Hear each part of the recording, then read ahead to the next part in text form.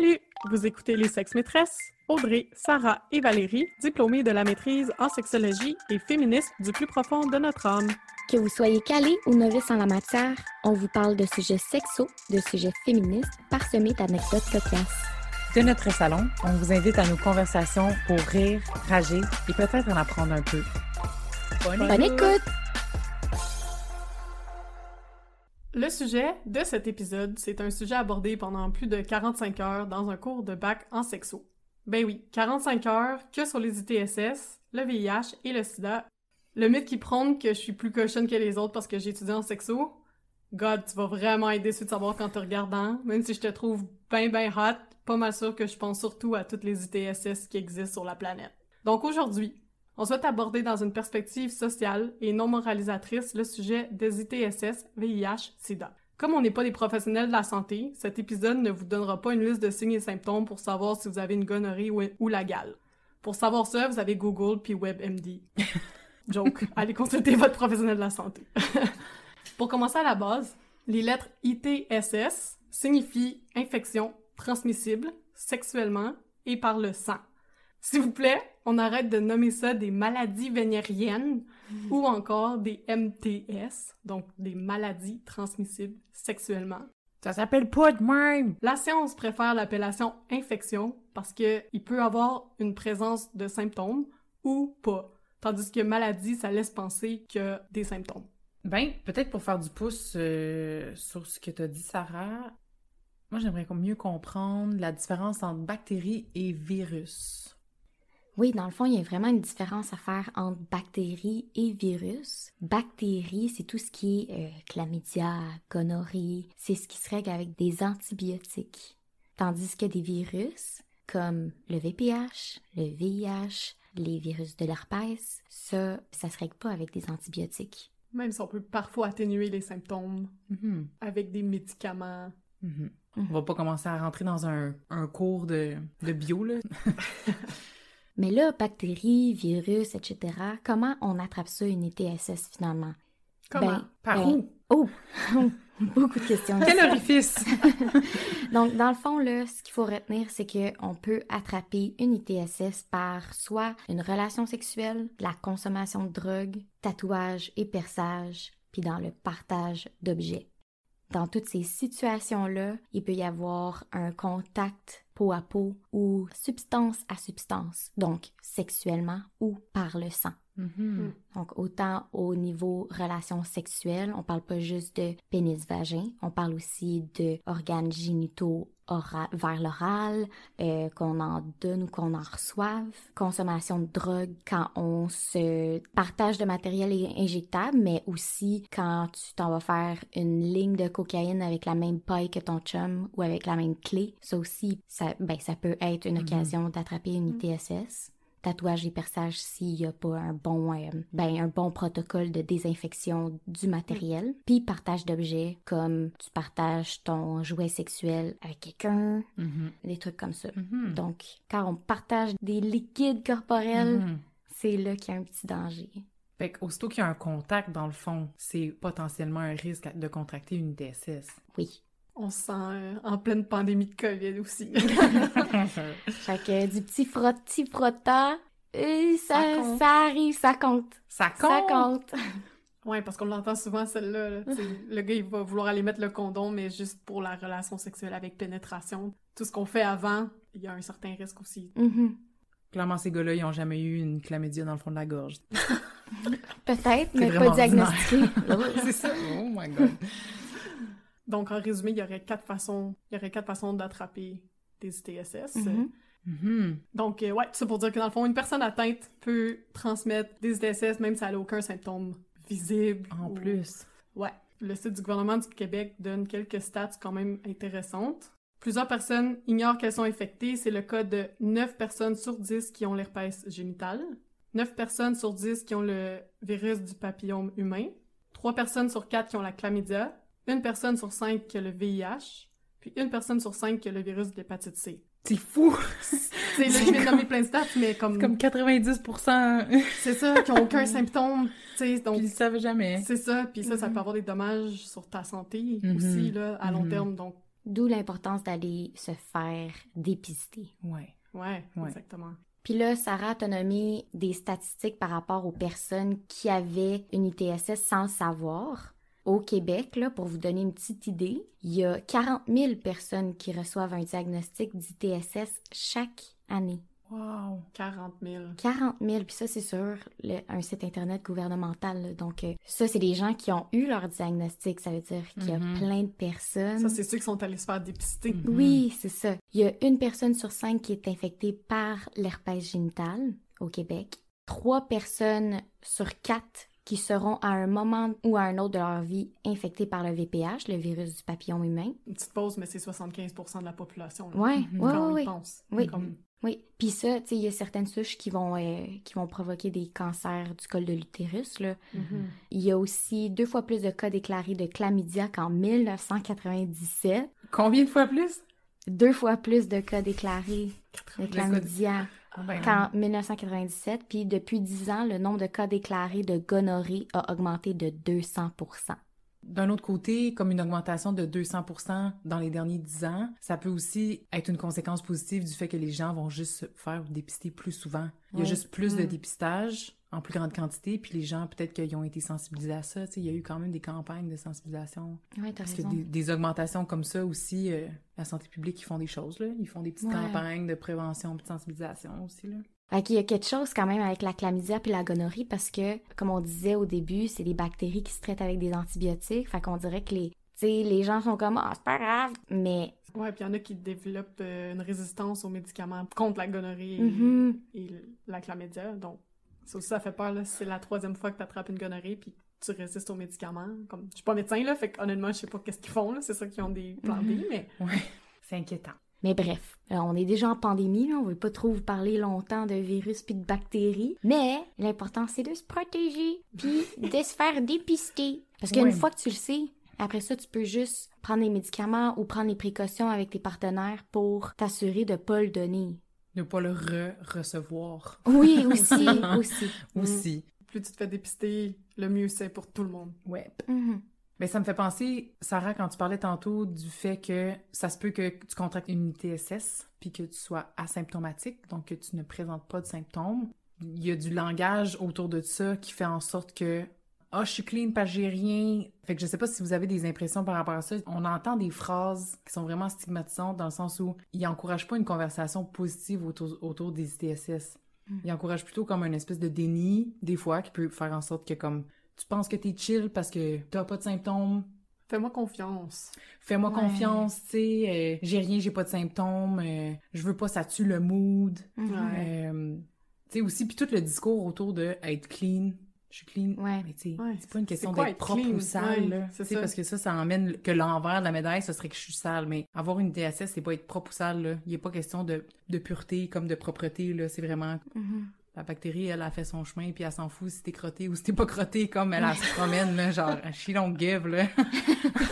Elle fait pas ça difficile Ouais, c'est selon ça. ta propreté hygiénique. Tu peux sentir bien bon, mais si t'as trempé ton pinceau non protégé dans le pot de peinture de quelqu'un, ben sorry bro, mais la bactérie, elle, est down, là, tu sais. Mhm. Ah non, mais Non, non, c'est c'est exactement ça, là.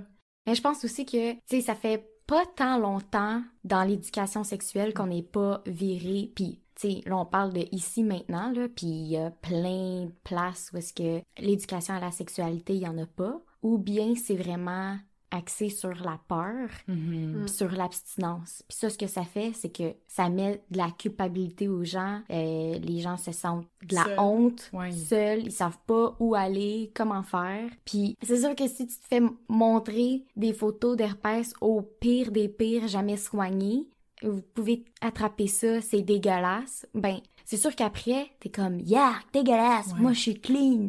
Moi j'ai pas ça, j'ai pas une espèce d'éruption purulente sur mes parties génitales, fait que je suis correcte. Mais non, Non, mais... ça se peut que t'aies de quoi pareil. Ouais.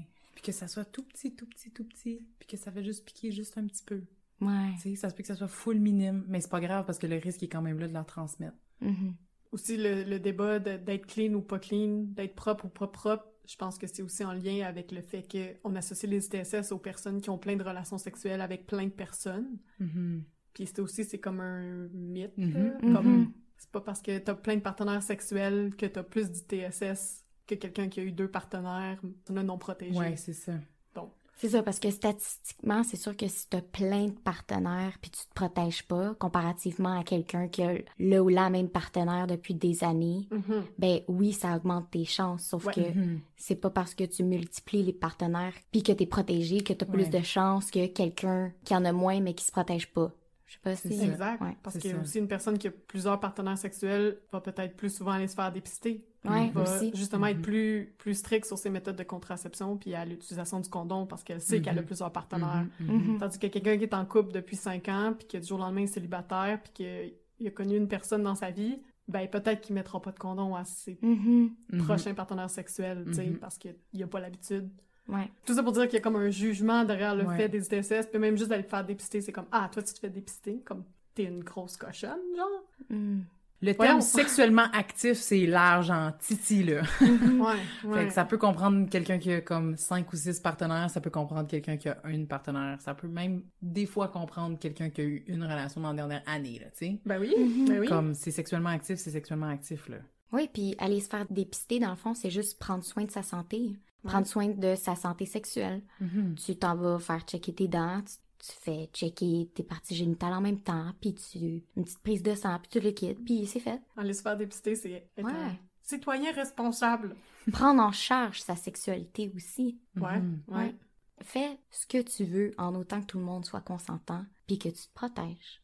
Ben, je suis contente que tu parles de consentement, Audrey, parce que c'est ça, si tes pratiques sexuelles sont sécuritaires dans le sens de se protéger, comme utiliser une digue dentaire, utiliser un condom même si c'est une fellation, etc., ça diminue ton risque de contracter une TSS, Mhm. puis ça, c'est responsable. Puis si tu vas te faire dépister, ben ça aussi, c'est responsable.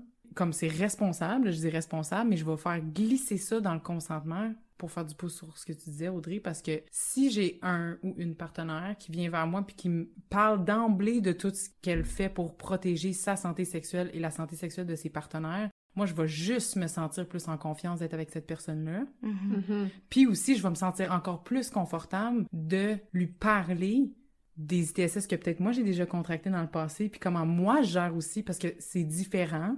Les pratiques sont différentes, donc ça ouvre la conversation, puis c'est ça aussi qu'aujourd'hui on veut encourager dans notre épisode, c'est vraiment, ben comment qu'on fait pour en parler? Qu'on ait une ITSS ou qu'on en ait eu dans le passé, ou qu'on n'en ait pas. La conversation à avoir autour des ITSS, de la protection, c'est important, c'est d'être responsable. Puis c'est aussi d'augmenter le consentement de la personne avec qui tu as une relation sexuelle. Puis ça, c'est fou comment ça fait augmenter le plaisir aussi. Mhm. C'est fou comment tu peux encore plus te laisser aller si vraiment tu te sens full confortable avec la personne puis tu sais que comme votre sexe est safe, comme littéralement. Mhm. Ça fait du consentement qui est éclairé, dans le fond, parce que tu as toutes les informations pour prendre de façon éclairée la décision d'avoir une relation sexuelle avec cette personne-là. Mhm. Ouais, justement, comme j'essaie souvent d'avoir cette discussion-là avant d'avoir des relations sexuelles avec mes partenaires, puis il y en a un en particulier qui a été super ouvert d'en parler.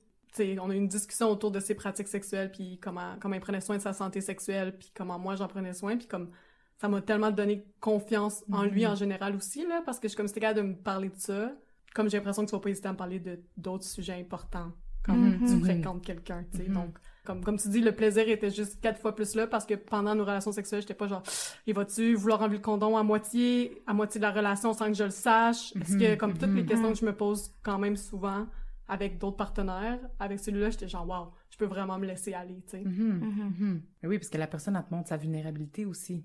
Dans tout ce qu'on parle, tu sais, on parle de dédain, on parle de honte, on parle d'être clean, pas clean, comme s'il y a un côté vulnérable de parler de ces ITSS ou des ITSS en général. Mhm. Tout ça pour dire que ça met plus en confiance quelqu'un qui est capable d'avoir cette discussion-là au lieu de juste faire comme « Non, non, là, moi je suis clean, non, non, là, comme je suis correct, là. » Quelqu'un qui me répond ça, je suis comme « Pourquoi tu veux pas? » Ouais, red flag, tu sais, t'as peut-être rien, là, c'est pas ça, mais pourquoi Ouais. Pourquoi? Ouais, pourquoi on n'en parlerait pas? pourquoi tu prends ça tant à la légère, en fait? Ben juste pourquoi tu t'en fous? Ouais. Tu sais, tu t'en fous de ta santé, ça veut dire que tu te fous de ma santé aussi. Ouais, on s'en va faire quelque chose de full intime, genre, je vais comme fondle tes parties génitales, puis toi, t'as pas envie de me dire comme ce que je vais toucher. Ben c'est toute l'espèce de culpabilité puis la stigmatisation qu'il y a autour, là. le fait d'en parler librement aussi entre amis, de se poser des questions, puis d'être informé aussi, puis d'être éduqué sur la question, ben ça peut faire en sorte que ça ouvre une espèce de safe space avec d'autres personnes qui pourraient avoir des questions ou...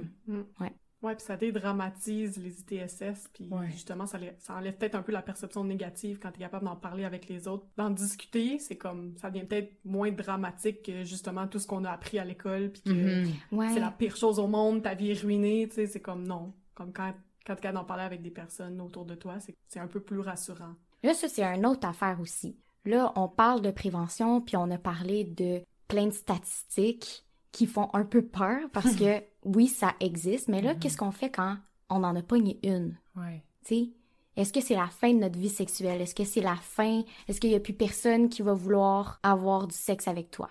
C'est une excellente question, Audrey. Mettons qu'on parle d'une ITSS là, qui est bien répandue. Là. Tu sais, tu croises une personne dans la rue, il y a des fortes chances qu'elle l'a, que ça soit diagnostiqué ou pas, qu'elle ait eu des symptômes ou pas. Forte chance qu'elle l'a. Sachant ça, il y a quand même un côté rassurant dans le sens où ben, si je tombe sur quelqu'un qui est en plus au courant de ce qui se passe avec son corps, puis le fait qu'elle a peut-être des poussées d'herpès, mettons si on parle de l'herpès, ben, peut-être que cette personne-là est encore plus en connaissance de comment ça file quand elle a une poussée, à quoi ça ressemble, qu'est-ce que je fais pour me gérer, combien de temps j'ai besoin d'attendre, au lieu de quelqu'un qui justement serait comme en déni ou comme éviterait le sujet ou se serait pas fait dépister. Puis que là, ça rendrait ma relation sexuelle avec cette personne-là encore plus comme à risque. C'est positif d'être éduqué sur la question. Oui, puis c'est positif dans le sens où on peut encourager encore plus la conversation avec ces gens-là. Tu sais, pour répondre à ta question, non, c'est pas la fin de ta vie, mais il y a certainement une période d'ajustement où tu vas devoir, comme c'est ça, apprendre à gérer ton ITSS, apprendre à mieux la comprendre. Parce que aussi, ça se représente de différentes façons dans différents corps. Comment tu veux en parler aussi, comment tu veux le communiquer à tes partenaires. Ben moi, j'ai plein d'idées sur comment aborder ce genre de discussion-là qui peut être délicat de parler de ça. Fait que, je sais pas si vous avez des pistes, sinon je vous lance... OK, parfait. Cette phase du tout. Pour ceux qui nous ont pas vus, les deux, on a fait des phases de « je sais pas ». Aucune idée. Bon, premièrement, il y a plusieurs façons de communiquer dans la vie. Hein? On n'est pas obligé de parler. On peut écrire une lettre. On peut s'écrire un template sur notre cell qu'on lit à notre partenaire. Fait que ça peut être une façon de le faire. Tu sais, si on a peur d'éviter le sujet quand ça vient, on peut dire à notre partenaire comme « j'aimerais ça te parler de quelque chose d'important. Tu sais, je veux parler de notre santé sexuelle. C'est important pour moi d'avoir une conversation là-dessus, tu sais, avant qu'on couche ensemble, etc. » Puis comme préparer le terrain pour que la personne sait un peu qu'est-ce qui s'en vient. Tu peux pas t'en sortir après. Tu peux pas... C'est ça, parce que la personne va sûrement te faire rebondir là-dessus. Tu peux pas te dérober. Ouais. Puis toi, tu peux te préparer psychologiquement à avoir cette conversation-là. C'est ça, exactement. Psychologiquement, mais aussi tes outils, comme littéralement. Tu sais, si c'est une lettre, ça va être une lettre. Si c'est un poème, ben c'est un poème. Tu sais, comme je sais pas. Ben ouais. Une chanson. Une chanson de rap. Non, mais ça... Ma connerie! Oh, God. Tu peux imprimer tes résultats négatifs ou positifs, comme tu peux avoir... Vous avez accès à vos dossiers médicaux. Vous pouvez demander pour imprimer. Je veux avoir ces résultats-là imprimés. Là, t'as une copie. On peut aussi se faire dépister ensemble. Ça peut être une date. Ça peut être littéralement une date. Puis après ça, on va aussi recevoir nos résultats ensemble. Puis là, ça peut relancer la conversation là-dessus. Puis dans le but de garder la conversation comme flowing au sein de notre couple ou au sein de nos fréquentations, ben c'est aussi de permettre de relancer la discussion s'il y a des changements ou quand il y a des changements. Fait que dans cette perspective-là, c'est comme « Ah, je suis allée me faire dépister. Ah oui, c'est quoi tes résultats? Est-ce que tu les as reçus? Non, je les reçois telle date. OK. » Puis là, telle date arrive. C'est comme « Ah ouais, j'ai reçu mes résultats. J'aimerais ça qu'on s'en parle. OK. » Puis là, le sujet, il est comme de moins en moins tabou parce qu'on en parle de plus en plus. On crée souvent. Tu sais, on crée des moments où là, c'est comme « Ah ouais, je te parle de ma santé sexuelle. » C'est comme fondamental. Ça devrait l'être. Ouais. Ben, c'est des vraiment bons trucs, Val, je pense, pour aborder le sujet. Puis, qu'est-ce que tu répondrais, par exemple, aux personnes qui se disent « Ah, mais là, j'ai peur de le dire puis me faire rejeter. » Ben, dans le fond, ça peut arriver. C'est bien plate, là.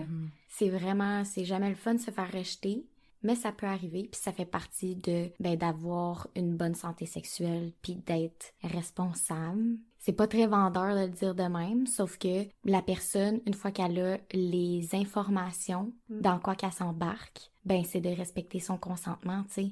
Si tu lui dis, écoute, moi, je vis avec tel, prenons encore herpès, parce qu'on en parle depuis tantôt, mais la personne, sachant ça, ben peut-être que ça ne tente pas de prendre le risque. Mhm. Même si tu y vends l'idée du condom ou que tu y vends l'idée que tu prends des médicaments, des antiviraux, ou que tu y vends l'idée aussi que tu connais bien ton corps, tu regardes souvent la place où est-ce que tu as souvent des poussées, t'es alerte aux symptômes qui peuvent arriver, ben si la personne se sent pas à l'aise, ben elle est pas à l'aise, puis c'est dommage, mais c'est ça. Ouais. Mais, étant donné qu'on dit que c'est très répandu comme infection, ben, il y a de fortes chances que la personne en face de toi fasse comme « Ah, ok, c'est déjà arrivé avec mon ex aussi. Ouais. Ah, ok, hey, moi aussi. » Ouais, c'est ça. Ben Tu oui. sais, c'est ça. C'est toujours poche de se faire rejeter, mais là, on peut pas vous dire des mensonges non plus, tu sais. On peut pas vous dire « Ben, yeah, tout est correct. » Non, tu sais. Non, Fait que... c'est ça.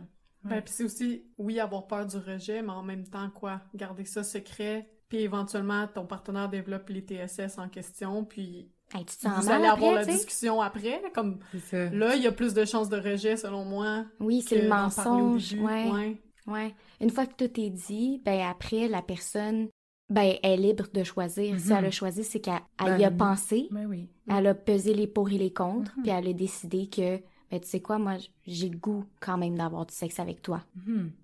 Ou j'ai le goût de juste mettre ma limite là, puis Ou puis j'ai passer le à goût autre d'en chose. apprendre un peu plus sur ça. Ouais, Donne-moi aussi. le temps d'aller m'informer. Il y a plein de sites Internet qui sont super éducatifs. Il y a des pages Instagram, il y a des cliniques, il y a des professionnels de soins qui peuvent aussi vous renseigner, les infirmières, les sexologues. Comme, il y en a plein, là. Ouais. C'est vraiment juste de passer la porte de la gêne. Tu sais, les professionnels, ils s'en foutent de votre pénis ou votre vagin, là. Vraiment. Vous êtes tellement pas le Sérieux? premier, là. Non, c'est Vous ça. êtes tellement pas la première, puis vous êtes certainement pas d'un pire, Ouais. OK? Ouais. Ils en ont vu d'autres. C'est ça. Fait que, tu sais, se faire dépister, il y a personne qui vous juge. Puis s'ils vous jugent, ben, my God, ils sont pas à la bonne place, là. Parce que je veux pas dire que personne juge. Ah, mais Ben, c'est ça, ouais. personne va se rappeler de vous, tu sais. Puis je Ouais, pense, c'est ça. tu sais, on est mieux de se rappeler de vous pour les bonnes raisons, c'est-à-dire que vous êtes allé vous faire dépister, malgré la gêne d'aller se faire dépister. Puis de voir ça plus comme tu disais, d'aller chez le dentiste, ben c'est pas gênant, hein, d'aller chez le dentiste. T'as pas peur de croiser ton voisin chez le dentiste, mais comme... Pourquoi t'aurais peur de rencontrer quelqu'un que tu connais dans une clinique de dépistage du TSS quand tu te dis, ben coudonc, mon voisin aussi, il est responsable, il vient se faire dépister. Comme...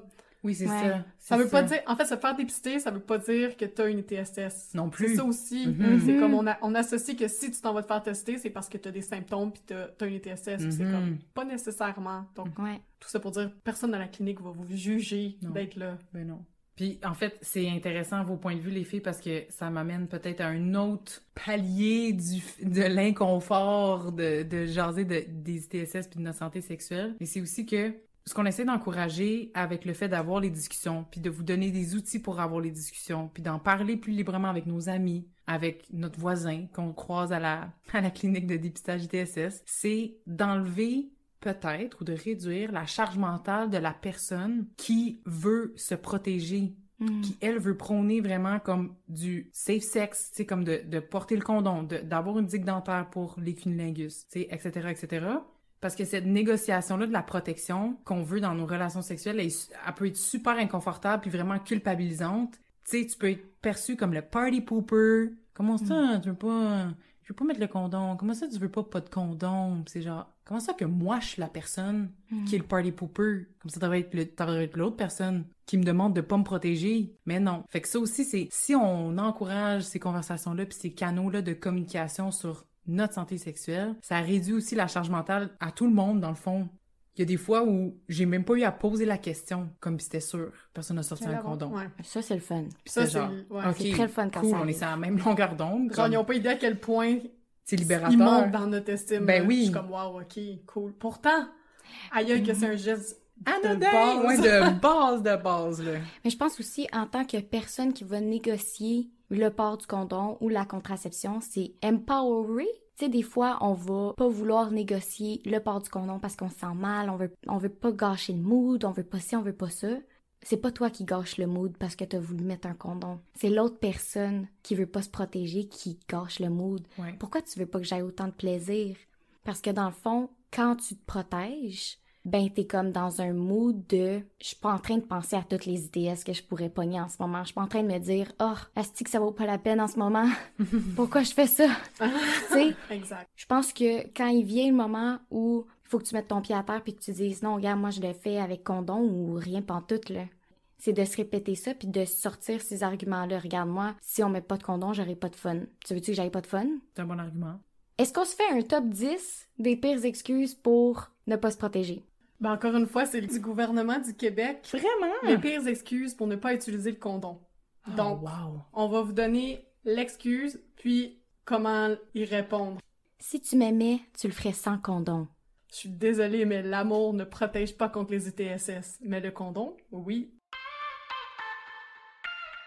Hey, si j'avais quelque chose, je le saurais. Encore une fois, tu sauras que la plupart des ITSS ne présentent pas de symptômes. Il y a juste un médecin qui va pouvoir te dire si t'en as une, donc on fera ça après notre rapport sexuel protégé. Babe, un condom, là, c'est pas confortable, je sens rien. La fameuse. La fameuse, celle-là... Le confort n'est peut-être pas le même, mais avec la variété de condoms disponibles sur le marché, c'est sûr qu'il est possible d'en trouver un qui te convient. Puis, il y en a même qui permettent d'augmenter les sensations. On peut rendre ça le fun, honnêtement, les condoms. Explorer. Exactement. Ok, mais tu me connais, là, c'est sûr que j'ai rien. Encore une fois, c'est bien beau, babe, là, que je te connais bien puis qu'on est en amour. Mais tu le sais qu'une personne infectée par une ITSS peut ne pas le savoir. Même si je te connais bien, puis que je te fais confiance, puis que je sais que tu prends pas de risques, etc., etc., ça se peut que t'aies une ITSS quand même. Ok, mais je prends la pilule, j'ai pas besoin de condom, là. La pilule contraceptive n'est pas un moyen de se protéger contre les ITSS. Seulement d'une grossesse non désirée. Mais avec un condom, là, je perds mon érection.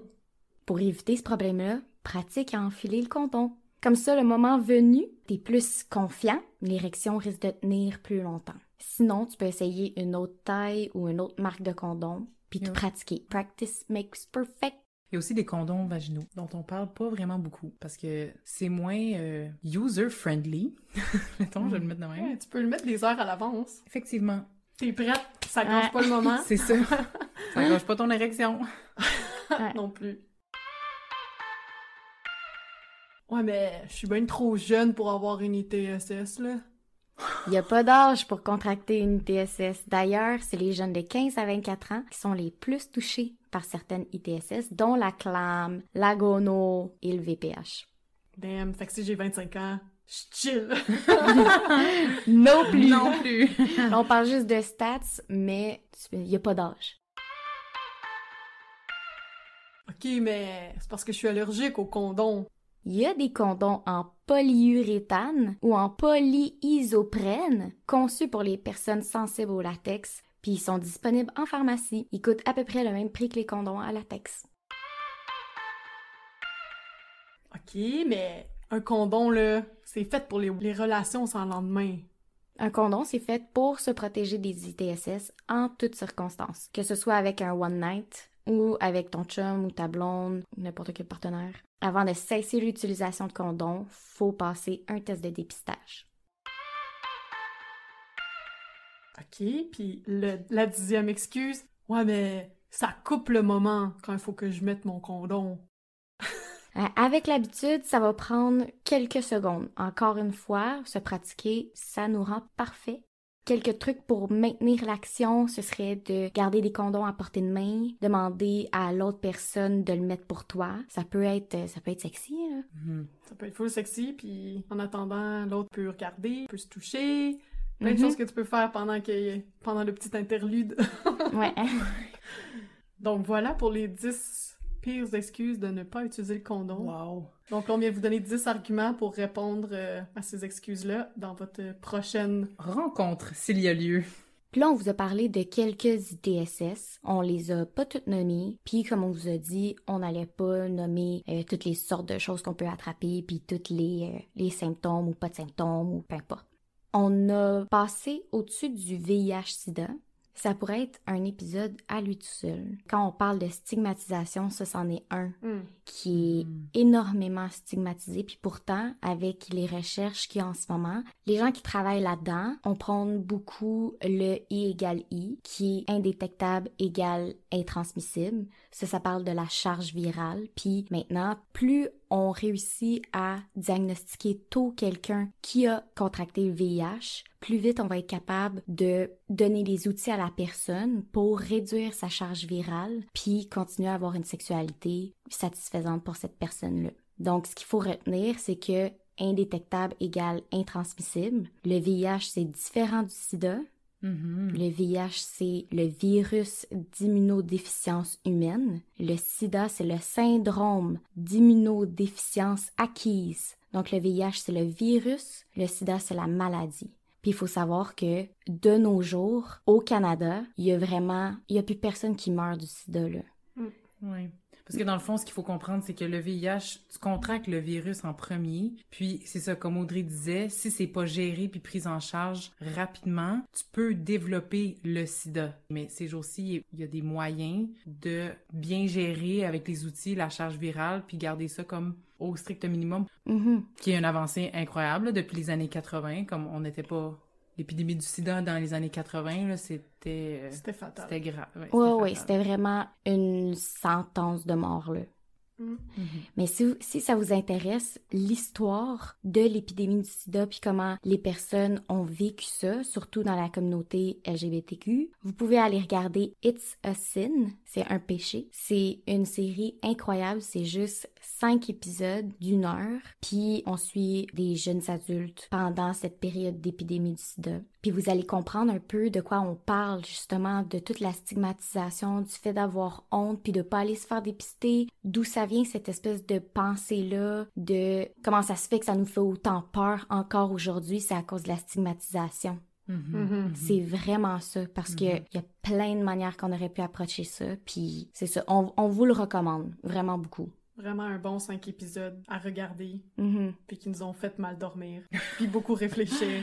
Toujours. Puis encore là, comme pour tout, il y a beaucoup de services pour les personnes qui vivent avec le VIH. Les services sont quand même assez accessibles si vous voulez aller vous faire dépister, appelez votre CLSC, appelez 811 si vous êtes pas sûr, puis la personne va vous diriger. Quand vous allez vous faire dépister, c'est important, encore une fois, de dire à l'infirmière ou au professionnel de la santé que vous voulez vous faire tester pour tout. C'est quand je veux dire tout, c'est comme les prélèvements dans la bouche, sur l'anus, dans le vagin, sur la vulve, comme c'est important de préciser pour quel test que vous aimeriez vous faire dépister.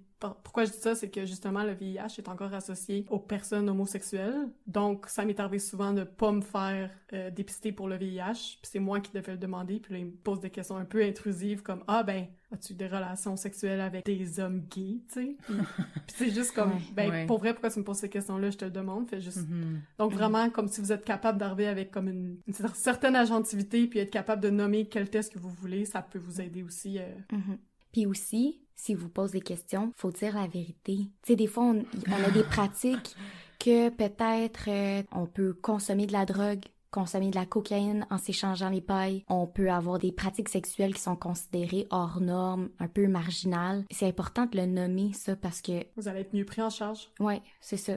En guise de conclusion, on aimerait vous rappeler que c'est vraiment correct de se poser des questions et de poser des questions. Que c'est correct d'être gêné ou inconfortable quand ça vient aux ITSS. Avec l'épisode d'aujourd'hui, il y a eu beaucoup d'informations, on a tenté de déstigmatiser des trucs, on vous a aussi donné des choses plus clés en main. On vous encourage donc à mettre en place des outils, des aides-mémoires, de comment en parler, parce que ça fait juste aider au consentement, comme on disait tantôt, lorsqu'on est avec notre partenaire. Vous verrez, ça rend même le truc encore plus sexy. Safe sex is fun sex. Merci d'avoir été avec nous pour cet épisode des Sex Maîtresses. On espère avoir stimulé vos réflexions et inspiré vos prochaines conversations avec vos proches. Suivez-nous, partagez nos épisodes sur vos réseaux sociaux et surtout, faites-nous plaisir et écrivez-nous vos questions, vos impressions et vos suggestions. Les Sex Maîtresses vous souhaitent une bonne semaine. Bisous, bye!